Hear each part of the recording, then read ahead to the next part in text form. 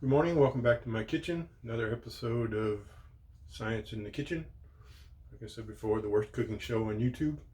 Um, we're in space now. Um, and last time we talked about telescopes, which for a long time was the only way we could observe space with any kind of usefulness. But I think man has always pondered the possibilities of going to space and observing it more firsthand. But that presents some problems. One, space is kind of far away. I mean, yes, it starts 60 miles away from us. If you go 60 miles straight up, you will pass what's called the Kármán line and you will be officially in space. But that comes at a cost. You may have noticed when you try to jump, you really can't go that far off of the ground because there's this force that keeps pulling you back down. That force is gravity, and it's pretty persistent. It wants to keep things stuck to the earth. So you have to overcome gravity to get into space, and that can't be done with most of the normal forms of propulsion. Gas engines that run your cars, things like that, can't do it. It requires a lot more energy than that. And the solution was rockets, where they used explosive energy to propel things fast enough to get off the planet. And there are two types of rocket fuel. There's solid rocket fuel and liquid rocket fuel.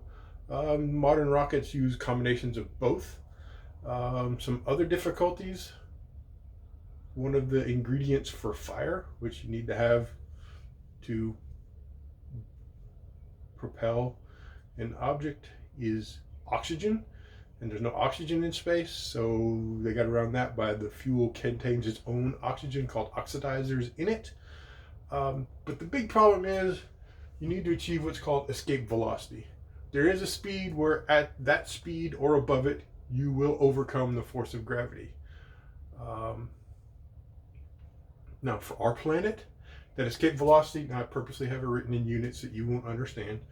You'll understand them, but you won't know how fast it is. The escape velocity for Earth is right around 11 kilometers per second. Now that doesn't, 11 kilometers, that doesn't really sound that fast. But again, we don't really have a good concept of what a kilometer is. We definitely don't know what kilometers per second is. So to put it in another unit that you still really don't, you'll understand a little bit better. That's 6.8 miles per second. That still doesn't sound that fast, but that means approximately. We'll leave the equal sign approximately. That's right around 25,000 miles per hour. That's fast. That's really fast.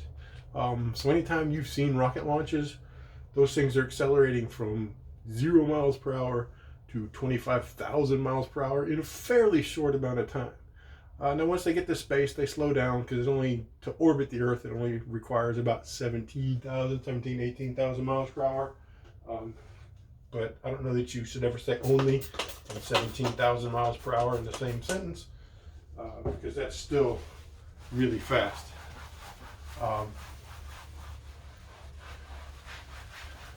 Now,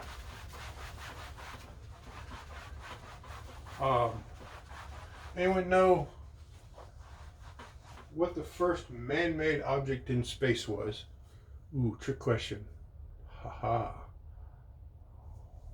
Do some research on that. Mason, I expect you to figure out what might actually have been the first man-made object in space.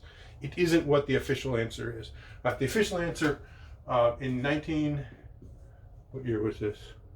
1957, the Russians launched Sputnik 1.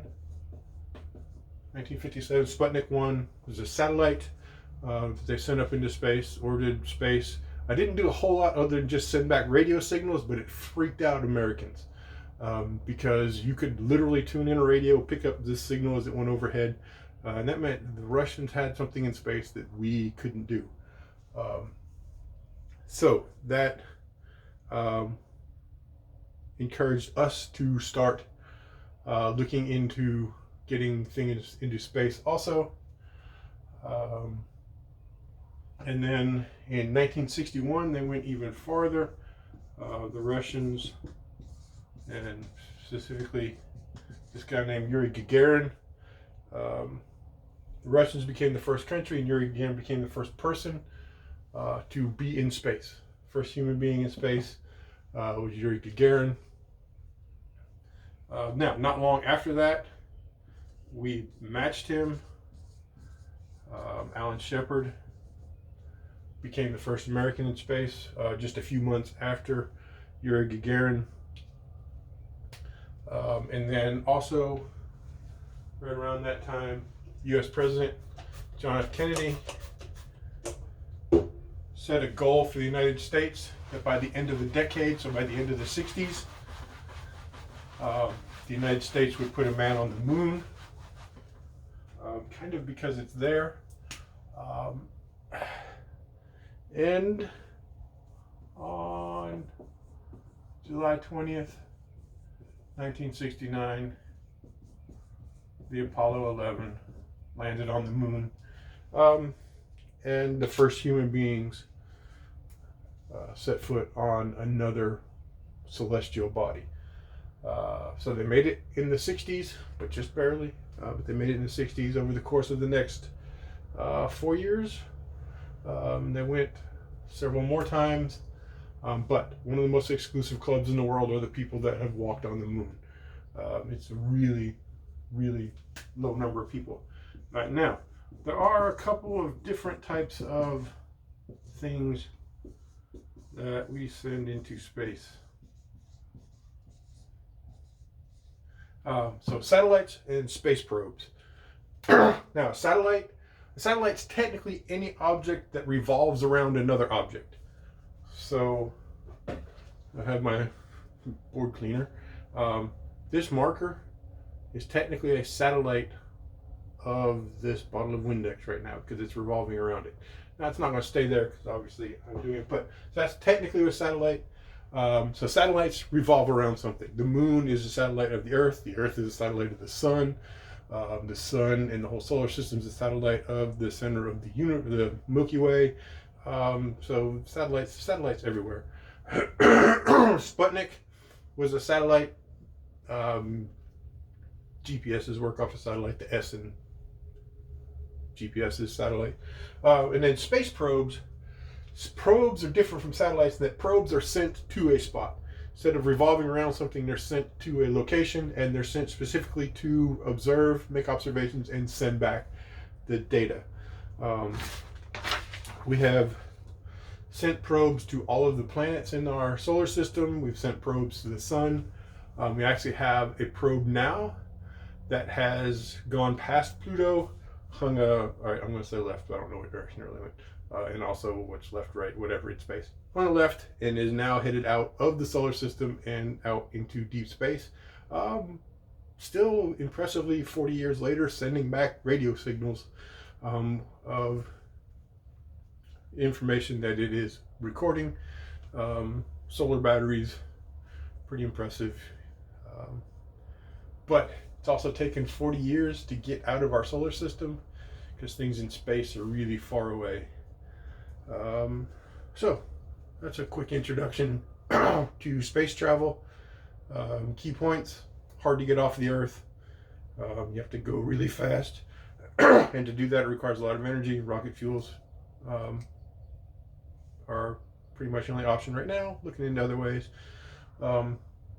Satellites, things that revolve around another object. Probes are sent to a specific location. Russians were first in space. But we got better at it, but now we're not that very good at it. Well, we're not good at sending people into space right now. We're working on getting back to that. So that's space travel for today.